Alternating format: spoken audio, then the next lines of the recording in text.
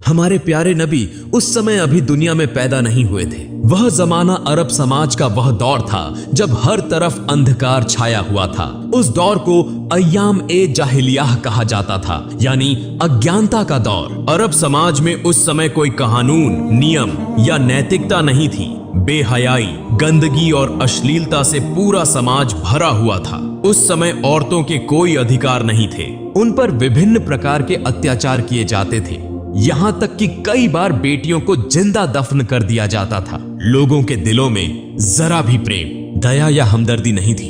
औरतों को मात्र भोग की वस्तु समझा जाता था। यहाँ तक कि बाजारों में पुरुष और महिलाओं को गुलाम और बांदी बनाकर बेचा जाता था। उस समय विभिन्न क्षेत्रों से मुसलमान खाने काबा का तवाफ करने के लिए मक्का आते थे, लेकिन खाने काबा के अंदर 360 मूर्तियां रखी हुई थीं, क्योंकि उस समय मक्का में मुसलमानों के साथ साथ ईसाई, यहूदी और विभिन्न कबीलों के लोग भी व्यापार के लिए स्थायी या अस्थायी रूप से बसे हुए थे। उनमें काफिरों और मुशरिकों की संख्या अधिक थी। इसी कारण उनका दबदबा सब पर बना हुआ था। फिर 570 ईस्वी का समय आया जब मक्का के प्रधान नबी करीम के दादा और कौरैश कबीले के सरदार अब्दुल मुत्तलिब थे, जो खाने काबा की देखभाल के जिम्मेदार भी थे।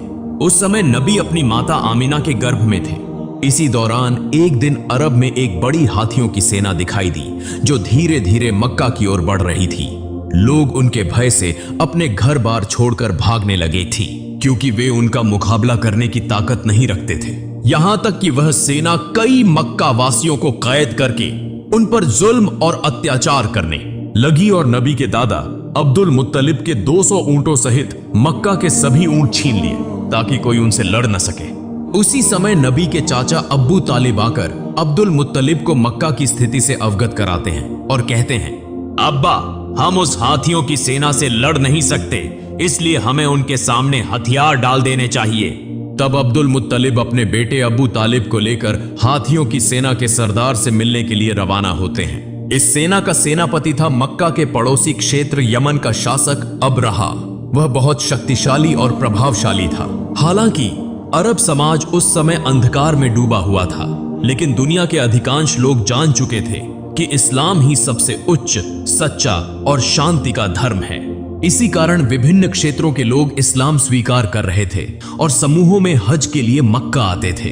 इस्लाम और खाने काबा की यह लोकप्रियता देखकर अब्रहा ने अपनी शक्ति के बल पर यमन की राजधानी सना में खाने काबा जैसा एक गिरजाघर बनाया, क्योंकि वह चाहता था कि लोग ईसाई धर्म स्वीकार करें और उसके बनाए हुए गिरजे में अधिक से अधिक आएं। लेकिन जब अब्रहा ने देखा कि उसकी इच्छा पूरी नहीं हो रही थी, तो वह अत्यंत क्रोधित हो गया और उसने निर्णय कर लिया कि वह खाने काबा को ढा देगा। फिर अब्रहा 60,000 सैनिकों और 13 हाथियों के साथ मक्का की ओर रवाना होता है। उसी समय अब्दुल मुत्तलिब उसके पास पहुंचकर उससे कहते हैं, मैं तुम्हें चेतावनी देता हूं, जिस घर को तुम गिराना चाहते हो वह अल्लाह का घर है, इसलिए इस खतरनाक काम से बाज आ जाओ। लेकिन अब्रहा ने उनकी बात सुनने से इनकार कर दिया। तब अब्दुल मुत्तलिब ने उससे कहा, तुम मेरे ऊंट वापस कर दो। यह सुनकर अब्रहा हैरान हो गया और बोला, मैं तुम्हारे पवित्र उपासना स्थल को गिराने आया हूं, जहां तुम्हारे पूर्वज पूजा करते रहे हैं। इससे तुम्हारी इज्जत और पहचान मिट्टी में मिल जाएगी। मगर तुम्हें इसकी कोई चिंता नहीं, तुम सिर्फ अपने ऊंट वापस लेने आए हो। तब अब्दुल मुत्तलिब ने उत्तर दिया, मैं अपने ऊंटों का मालिक हूं, इसलिए मैं उन्हें लेने आया हूं। लेकिन इस मक्का और खाने काबा का असली मालिक अल्लाह है। निश्चित रूप से मुझे विश्वास है कि अल्लाह स्वयं ही इस काबा की रक्षा करेगा। अब्रहा ने उत्तर दिया, आज मैं यह भी देखना चाहता हूं कि तुम्हारा अल्लाह किस तरह मेरे हाथों से खाने काबा को बचाता है। फिर अब्रहा ने अब्दुल मुत्तलिब को उनके ऊंट वापस कर दिए और अब्दुल मुत्तलिब अपने घर लौट आए। अगले दिन सुबह अब्रहा अपनी हाथियों की सेना के साथ मक्का में प्रवेश करने के लिए बढ़ रहा था, लेकिन जैसे ही हाथी खाने काबा की सीमा में पहुंचे, वे आगे बढ़ने के लिए तैयार नहीं थे।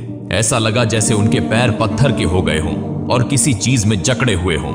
अब्रहा और उसके सैनिक चालाकी से जबरदस्ती हाथियों का रुख मोड़ देते हैं और उन्हें अच्छा अच्छा खाना खिलाते हैं।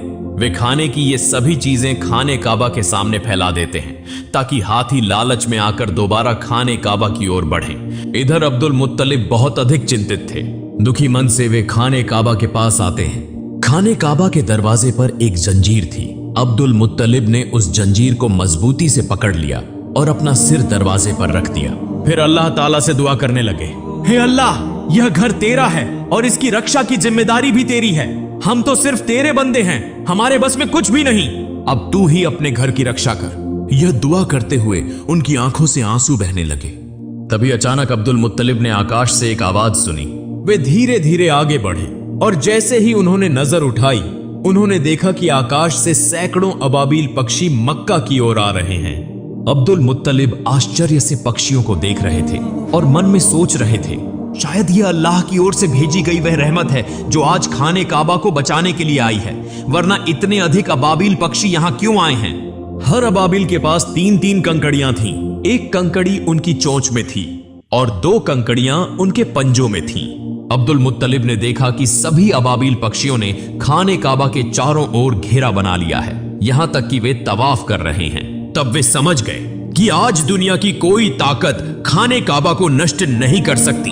फिर सभी अबाबील पक्षी तेजी से अब्रहा की हाथियों की सेना और उसके सैनिकों पर टूट पड़े। अब्रहा के सैनिक पक्षियों को देखकर बेहद डर गए और वहां से भागने लगे। लेकिन तब तक सभी अबाबील पक्षी अपनी चोंच और पंजों में मौजूद कंकड़ियां अब्रहा की सेना और हाथियों पर बरसाने लगे, जैसे आकाश से पत्थरों की बारिश हो रही हो। यह देखने में आया कि हर कंकड़ी सैनिकों के शरीर को चीरकर आर पार हो रही थी और पलों में पूरा लश्कर नष्ट हो गया। यहां तक कि अब्रहा भी वहीं मारा गया और अल्लाह ताला ने उन काफिरों को तबाह कर दिया। यह अल्लाह रब्बुल आलमीन की कुदरत थी कि उन्हीं छोटे छोटे पत्थरों के जरिए 60,000 सैनिक और 13 हाथी नष्ट हो गए। यह घटना कुरान पाक की सूरह अल फील में बयान की गई है, जहां अल्लाह ताला फरमाते हैं, क्या तुमने नहीं देखा कि तुम्हारे रब ने हाथी वालों के साथ क्या सलूक किया? क्या उसने उनकी चालाकी को नाकाम नहीं कर दिया? अल्लाह ताला ने उनके खिलाफ झुंड के झुंड अबाबील पक्षी भेजे, जिन्होंने हाथियों की सेना पर छोटे छोटे कंकरीले पत्थर बरसाए, जिसके परिणाम स्वरूप वह सेना कुचले हुए तिनके की तरह हो गई। इसी तरह उस दिन अल्लाह ताला ने खाने काबा की रक्षा की। इस घटना के लगभग 2 महीने बाद एक रात एक अद्भुत घटना घटी। मक्का के लोग अपनी अपनी व्यस्तताओं में लगे हुए थे। उसी रात नबी करीम के दादा अब्दुल मुत्तलिब खाने काबा की छत पर खड़े थे। अचानक उन्होंने आकाश पर एक चमकदार रोशनी देखी जो पूरे अरब, पूर्वी क्षेत्रों और पूरी दुनिया में फैल रही थी। यह दृश्य देखकर अब्दुल मुत्तलिब हैरान रह गए और तेजी से नीचे उतरे। जब वे खाने काबा के अंदर पहुंचे तो उन्होंने देखा कि वहां मौजूद 360 मूर्तियां जो विभिन्न मूर्ति पूजकों ने रखी थीं, स्वतः गिरकर टूट रही थीं। वे खाने काबा से बाहर निकले तो उन्होंने यह दृश्य भी देखा कि कूफा और शाम के बीच पानी का प्रवाह शुरू हो चुका है, जबकि कई वर्षों से वहां पानी का नामो निशान तक नहीं था। उसी समय उनकी नजर अपने घर की ओर पड़ी। वे देखते हैं कि उनके घर से एक अजीब रोशनी निकल रही है, ऐसी रोशनी जो उन्होंने पहले कभी नहीं देखी थी। अब्दुल मुत्तलिब धीरे धीरे अपने घर की ओर बढ़ने लगे और जैसे ही वे दरवाजे के करीब पहुंचे, उन्होंने देखा कि अन्य बीबी आमिना की गोद में एक नूरानी बच्चा मौजूद है, जिसके शरीर से असाधारण रोशनी निकल रही है। यह दृश्य देखकर अब्दुल मुत्तलिब की आंखों से आंसू बहने लगे, क्योंकि इस अंधकारमय अरब समाज में चिराग बनकर आने वाले प्यारे नबी हजरत मोहम्मद दुनिया में तशरीफ ला चुके थे। अगले दिन अब्दुल मुत्तलिब ने अपने प्यारे नवासे की अकीकी की, ऊंट ज़बह किया और गरीबों व जरूरतमंदों को खाना खिलाया। इस मौके पर उनके बेटे अबू तालिबा भी उनकी मदद कर रहे थे। इसी दौरान नबी के चाचा अबू लहबा वहां पहुंचे, मगर जब उन्हें पता चला कि उन्हें गरीबों के साथ बैठकर खाना पड़ेगा तो वे दरवाजे से ही वापस लौट गए, क्योंकि अबू लहब बहुत घमंडी इंसान था। इधर हजरत आमिना के सीने में दूध नहीं था, इसलिए नबी करीम को दूध पिलाने के लिए एक आदायु को बुलाया गया। वह दाई दरअसल अबू लहब की पत्नी की बांदी थी। जब अबू लहब घर वापस आया तो उसकी पत्नी ने उससे गुस्से में झगड़ा किया कि तुमने मेरी बांदी को यह काम करने क्यों दिया, क्योंकि असल में भी अबू लहब की पत्नी भी बहुत घमंडी औरत थी। दूसरी ओर यहूदी विद्वान एक स्थान पर बैठकर आपस में चर्चा कर रहे थे। वे यह समझ चुके थे कि जरूर कोई खास बच्चा पैदा हुआ है, क्योंकि वो उनकी धार्मिक किताबों में इसका उल्लेख था। जिस रात प्यारे नबी का जन्म हुआ, उस रात आकाश पर जो प्रकाश प्रकट हुआ, उसे देखकर यहूदी और ईसाई विद्वान समझ गए थे कि वह बच्चा दुनिया में आ चुका है। मगर ये यहूदी सबसे अधिक चिंतित थे, क्योंकि उनमें से किसी भी यहूदी के घर ऐसा बच्चा पैदा नहीं हुआ था।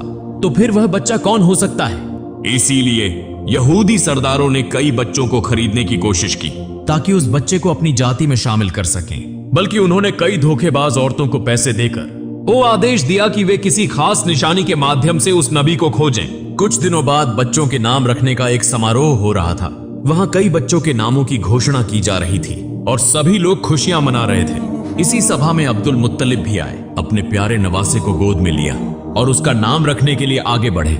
अब्दुल मुत्तलिब पहले उस काले पत्थर पर हाथ रखते हैं, तभी खाने काबा के दरवाजे का कुंडा दरवाजे पर खुद ब खुद टकराने लगता है और नन्हे नबी के शरीर से नूर की किरणें निकलने लगती हैं। अब्दुल मुत्तलिब सबके सामने खड़े होकर बच्चे का नाम मोहम्मद रखने की घोषणा करते हैं। यह सुनकर वहां मौजूद विभिन्न कबीलों के लोग हैरान रह जाते हैं और कहने लगते हैं, यह कैसा नाम है? यह तो हमारे किसी देवी या देवता के नाम से नहीं मिलता। वास्तव में उन्होंने इससे पहले मोहम्मद नाम कभी नहीं सुना था, इसीलिए लोग आपस में इस नाम पर बहस करने लगे। तभी नबी के चाचा अबू तालिबा आगे आते हैं और कहते हैं, ए लोगो, चुप हो जाओ, यह बच्चा मोहम्मद के नाम से जाना जाएगा और तुम लोग इस नाम को कभी भी बदल नहीं सकते। यह कहकर उन्होंने सबको शांत करा दिया और सभी ने उनकी बात मान ली। फिर देखा गया कि अबू लहब अपनी कट पत्नी की बांदियों को वापस लेने आया था, जिसने नबी करीम को सबसे पहले दूध पिलाया था। अब नबी भूखे थे मगर उन्हें दूध नहीं मिल रहा था। यह देखकर अब्दुल मुत्तलिब सीधा अबू लहब के पास गए और उससे इसका कारण पूछा। अबू लहब कहने लगा, यह बांदी मेरी पत्नी ने मुझे तोहफे में दी थी, इसलिए इसकी मालकिन मेरी पत्नी है। यह सुनकर अब्दुल मुत्तलिब गुस्से में आ गए और कहा, तुम मोहम्मद के चाचा होकर भी ऐसी बात कर रहे हो, जबकि मैं तो मोहम्मद के लिए अपनी जान भी देने को तैयार हूँ, मगर अल्लाह ही सबसे बड़ा रक्षक है। इसीलिए नबी करीम ज्यादा दिनों तक दूध के बिना नहीं रहे। उस समय अरबों की परंपरा थी कि बच्चे के जन्म के बाद उसे दूध पिलाने और पालन पोषण के लिए देहाती औरतों को सौंप दिया जाता था, ताकि वह खुली हवा में पलकर मजबूत हो। इसका एक और लाभ यह था कि बच्चे को शुद्ध अरबी भाषा सिखाई जाती थी। उन बंजारिन महिलाओं को इस सेवा के बदले अच्छा इनाम भी दिया जाता था। हर साल रेगिस्तानी महिलाएं मक्का आती थीं ताकि बच्चों को गोद ले सके। इस साल भी कई महिलाएं अपने पतियों के साथ मक्का पहुंची थीं। उनमें एक जोड़ा ऐसा भी था जो रास्ते की भीषण गर्मी के कारण थक चुका था और उनका ऊंट भी कमजोर हो चुका था। मजबूरी में उन्होंने सबसे पहले अपना ऊंट सस्ते दामों में बेच दिया और फिर बच्चे की तलाश में निकल पड़े, क्योंकि वे देर से पहुंचे थे। इसलिए दूसरी महिलाएं पहले ही सभी बच्चों को ले चुकी थीं। यह देखकर उनका दिल उदास हो गया। इसी दौरान जब कसाई उनके बेचे हुए ऊंट को ज़िबह करने लगा तो अचानक ऊंट खड़ा हो गया, भागने लगा और सीधा नबी करीम के घर में प्रवेश कर गया। यह देखकर वह महिला भी ऊंट के पीछे पीछे दौड़ती हुई नबी के घर पहुंच गई। नबी करीम की माता हजरत आमिना उस महिला को थका हुआ और भूखा देखकर उसे अपने घर में भोजन के लिए ले जाती है और अपने बच्चे को पालने में लिटा देने के लिए कहती है। जब वह महिला अपने बच्चे को पालने में रखने लगती है तो अचानक वह नन्हे मोहम्मद को देखती है, जिनके शरीर से नूर की किरणें चमक रही थीं।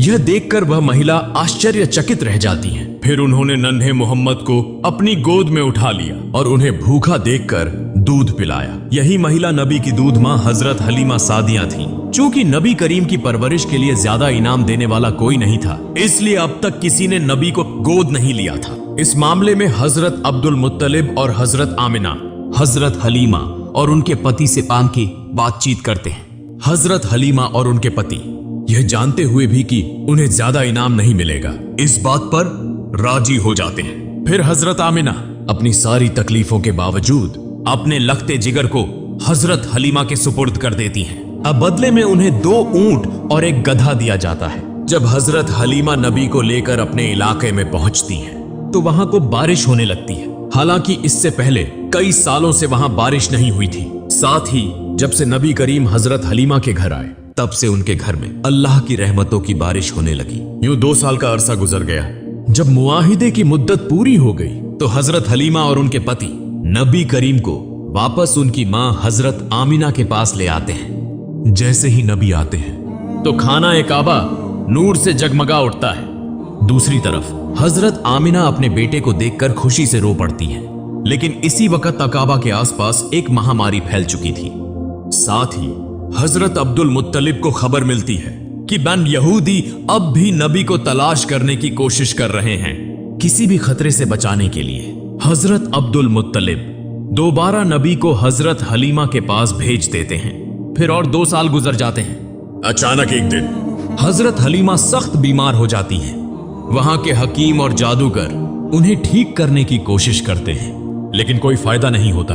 यह देखकर नबी जादूगरों को वहां से हटा देते हैं। जैसे ही नबी हजरत हलीमा का हाथ पकड़ते हैं, वह अचानक पूरी तरह से सेहतमंद हो जाती है। यह देखकर जादूगर हैरान हो जाते हैं और तुरंत वहां से चले जाते हैं। और लेकिन वे समझ चुके थे कि यही वह खास बच्चा है, इसीलिए उन्होंने यह खबर यहूदियों को दे दी। यह सुनकर नबी को पकड़ने के लिए दुश्मनों ने हजरत हलीमा के घर पर हमले शुरू कर दिए। हजरत हलीमा और उनके पति ने नबी को बचा लिया, मगर वे आने वाले खतरों को भांप चुके थे। इसीलिए हजरत हलीमा के पति नबी को लेकर मक्का के एक पहाड़ की तरफ रवाना हो गए। मगर इस बार जब नबी को ले जाया जाने लगा तो हजरत हलीमा रो पड़ी। जब हजरत अब्दुल मुत्तलिब को यह खबर मिली तो वे नबी के पास पहुंचे और फिर नबी के साथ एक गुफा में तकरीबन 1 साल गुजार दिया। जब नबी वहां मौजूद थे तो घी से पूरा रेगिस्तान जिंदगी से भरपूर हो गया था। फिर एक दिन हजरत आमिना इस गुफा से नबी को लेकर मदीना आती हैं ताकि अपने रिश्तेदारों से मुलाकात करें और नबी के बीवी वालिद हजरत अब्दुल्लाह की कब्र की जियारत करें। दरअसल नबी करीम की पैदाइश से 2 महीने पहले हजरत अब्दुल्लाह तिजारत के सिलसिले में मदीना आए थे, जहां वह बीमार हो गए और इंतकाल कर गए। इसीलिए मदीना में ही उन्हें दफन किया गया था। हजरत आमिना यहीं बैठकर नबी को उनके वालिद के बारे में बताती हैं और कुछ वक्त नबी के साथ गुजारती हैं। लेकिन सिर्फ 2 महीने बाद हजरत आमिना अचानक बीमार हो जाती हैं और इसी बीमारी की हालत में मदीना से वापसी के दौरान रास्ते में ही हजरत आमिना का भी इंतकाल हो जाता है। चूंकि केवल 6 साल की उम्र में ही पैगंबर मोहम्मद अनाथ हो गए। लेकिन इसी दौरान जब यहूदियों ने पैगंबर पर हमला करने की कोशिश की तो पैगंबर मोहम्मद के चाचा हजरत अबू तालिब ने उन्हें रोक दिया। इसके बाद हजरत अबू तालिब पैगंबर को लेकर मक्का वापस आए और उन्हें उनके दादा हजरत अब्दुल मुत्तलिब के सुपुर्द कर दिया। पैगंबर मोहम्मद और हजरत अब्दुल मुत्तलिब हमेशा साथ रहते थे, यहां तक कि काबा की देखभाल, हज के लिए आने वाले जायरीनों की सेवा में पैगंबर अपने दादा की मदद किया करते थे। लेकिन एक दिन जब हजरत अब्दुल मुत्तलिब तवाफ़े काबा कर रहे थे तो वह अचानक बीमार हो गए। इसी मौके का फायदा उठाते हुए पैगंबर के अहंकारी चाचा अब्बू लहब कुरैश का सरदार बनना चाहते थे। लेकिन जल्द ही हजरत अब्दुल मुत्तलिब पैगंबर को हजरत अब्बू तालिब के हवाले कर देते हैं। कुछ दिनों बाद हजरत अब्दुल मुत्तलिब का इंतकाल हो जाता है। चूंकि केवल 8 साल की उम्र में पैगंबर मोहम्मद बिल्कुल अकेले हो जाते हैं। इसके बाद पैगंबर अपने चाचा हजरत अबू तालिब के साथ मक्का में रहने लगते हैं। वहां पैगंबर को बकरियां चराने सहित विभिन्न काम करते थे। लेकिन एक दिन पैगंबर देखते हैं कि उनके अहंकारी चाचा अबू लहब सुवैबा नाम की एक बांदी को किसी दूसरे के हाथों बेच रहे हैं। सुवैबा का पति अबू लहब से बार बार विनती करता है कि वह उसे न बेचें क्योंकि वह बीमार थी। अबू लहब जवाब में कहते हैं, अगर तुम मेरे पैसे वापस कर दो तो मैं उसे नहीं बेचूंगा। तभी पास खड़े पैगंबर कहते हैं, चाचा आप उन सुवैबा को आजाद कर दें, मैं खुद आपकी रकम वापस कर दूंगा। पैगंबर मोहम्मद की इस महान दरिया दिली की वजह से सुवैबा को आजाद कर दिया जाता है। दरअसल सुवैबा वही महिला थी जिन्होंने सबसे पहले पैगंबर मोहम्मद को दूध पिलाया था। फिर एक और दिन पैगंबर मोहम्मद देखते हैं कि एक व्यक्ति अपनी बेटी को जिंदा दफनाने के लिए ले जा रहा है। इस दौरान उसकी पत्नी अपने पति के पैरों को पकड़कर रो रही थी और उससे विनती कर रही थी कि वह ऐसा न करे। पैगंबर मोहम्मद उस नन्ही बच्ची को गोद में लेकर उस व्यक्ति के पास आते हैं और उसे समझाते हैं कि बेटी माता पिता के लिए रहमत होती है। पैगंबर की बातें सुनकर उस व्यक्ति का दिल मोहब्बत और रहमत से भर जाता है और वह अपनी बेटी को खुद अपनी गोद में उठा लेता है। इस तरह समय बीतता गया और पैगंबर की उम्र 12 साल हो गई। इधर उनके चाचा अब्बू तालिब चूंकि एक व्यापारी थे तो अरब की परंपरा के अनुसार वह हर साल शाम सीरिया की यात्रा किया करते थे। इस बार पैगंबर ने जिद की कि वह भी सादी अपने चाचा के साथ शाम जाना चाहते हैं। चूंकि यात्रा की शुरुआत हुई, रास्ते में वे बुसरा नामक एक जगह पर रुके जहां एक चर्च में एक यहूदी धर्मगुरु रहता था। उसने पैगंबर और उनके चाचा अब्बू तालिब सहित पूरे काफिले को खाने की दावत दी।